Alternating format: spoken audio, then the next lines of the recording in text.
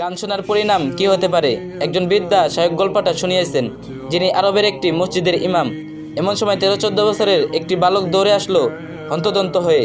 তিনি বললেন, একদিন ফজর নামাজ পড়ে বসে আছি, হাঁপাতে হাঁপাতে সে আমাকে বলল, আমার আব্বা দ্রুত আপনাকে আমাদের বাসায় নিয়ে যেতে বলেছেন। আমি তার সাথে দ্রুত পথে তাদের বাসায় গেলাম। দেখলাম ছেলেটির বাবা আমার অপেক্ষায় দাঁড়িয়ে আছে। 50-60 একজন লোক। অস্থির হয়ে আমাকে তিনি বললেন, হুজুর, আমার মেয়ে মৃত্যুপথ যাত্রী, তাকে একটু তৎকালীন করুন। আমি ঘরের ভেতর প্রবেশ করলাম।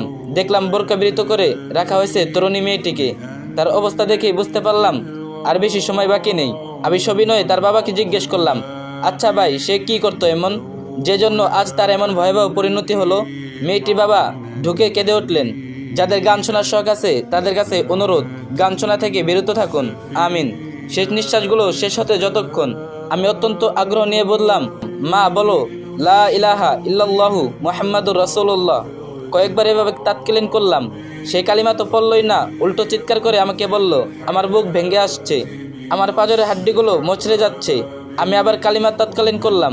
এবার সে এমন একটি বাক্য বলল যা বজ্রের মতো শোনালো আমার কানে। মেয়েটি বলল, ওই যে আমার জাহান্নাম আমাকে দেখাচ্ছে।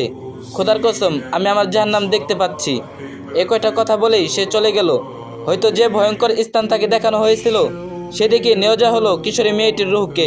কারণ যে যে স্থানের অধিবাসী, মৃত্যুর পূর্বে তাকে সেই স্থানটি দেখানো হয়।